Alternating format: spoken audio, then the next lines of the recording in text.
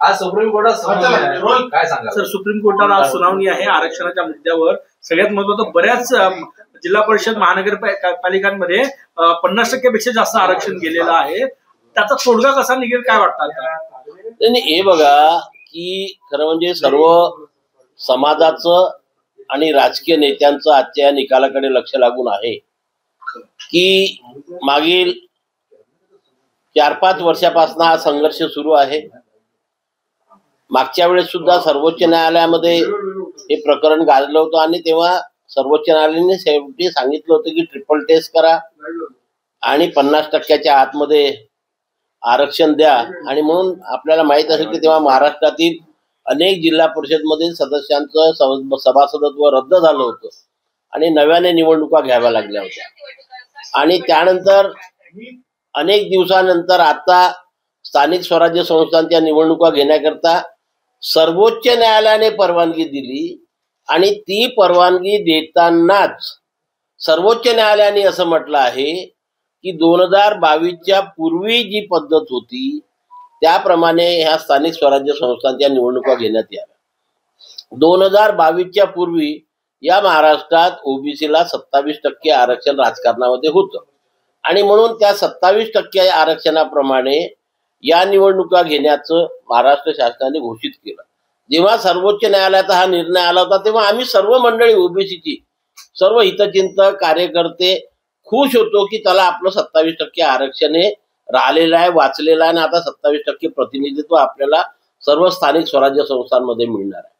परंतु जेव्हा निवडणुकीला प्रत्यक्षात सुरुवात झाली, नगरपंचायत, नगर परिषदेच्या निवडणुकाचा कार्यक्रम आला, प्रक्रिया सुरू झाली आणि तेव्हा पुन्हा सर्वोच्च न्यायालयामध्ये काही लोक गेले आणि त्यांनी सांगितलं की बा हे आरक्षण 50%च्या वर जात आहे. नॅचरली कुठल्याही स्थानिक स्वराज्य संस्थेच्या निवडणुकीमध्ये नियम असा आहे की ज्या परिसरामध्ये, ज्या भागात निवडणुका आहेत त्या भागात एससीची लोकसंख्या जेवढी असेल तेवढा त्यांना लोकसंख्येच्या प्रमाणात द्या, एसटीची लोकसंख्या जेवढी असेल तेवढा त्यांना त्यांच्या प्रमाणात द्या.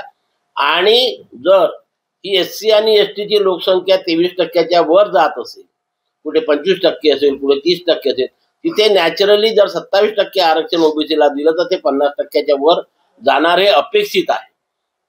आणि म्हणून आता हे जे 50% जाणार आहे हे आज सर्वोच्च न्यायालय काय निर्णय देते याच्याकडे आहे. त्यांनी जर म्हटलं 50%च्या आत ओबीसीला आरक्षण देऊन या निवडणुका घ्या तर नक्कीच या महाराष्ट्रामध्ये अनेक ओबीसी राजकीय कार्यकर्त्यांचं नुकसान होणार आहे, त्यांची संधी जाणार आहे. म्हणजे उदाहरण आमच्या नागपूर महानगरपालिकेचं घेतलं तर एका महानगरपालिकेमध्ये 7 ते 8 जागा कमी होणार आहे.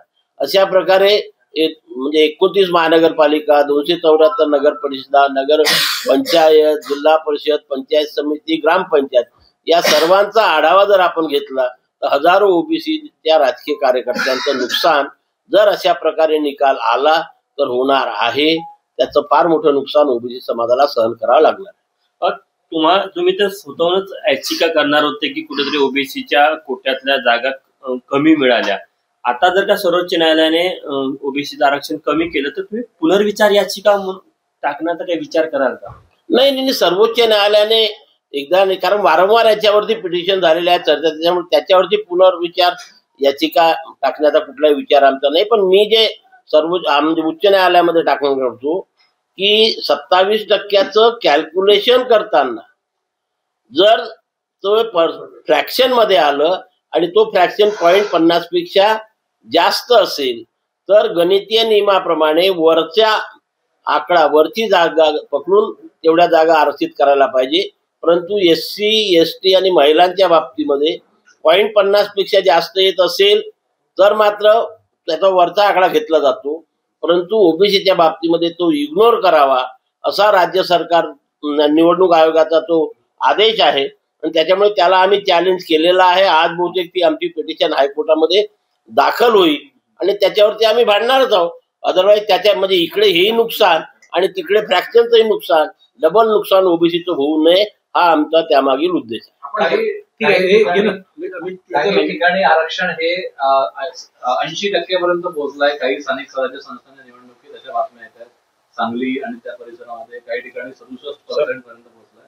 त्या संदर्भात काय? नाही, नक्की मी आता तुम्हाला सांगितलं की ज्या ठिकाणी SC आणि ST ची संख्या समजा हे दोन्ही मिळून 55% असेल आणि 25-27% जर आपण हे पकडलं तर 82% होणारच. म्हणजे म्हणूनच काही ठिकाणी ओबीसीला 0 आरक्षण येणार आहे.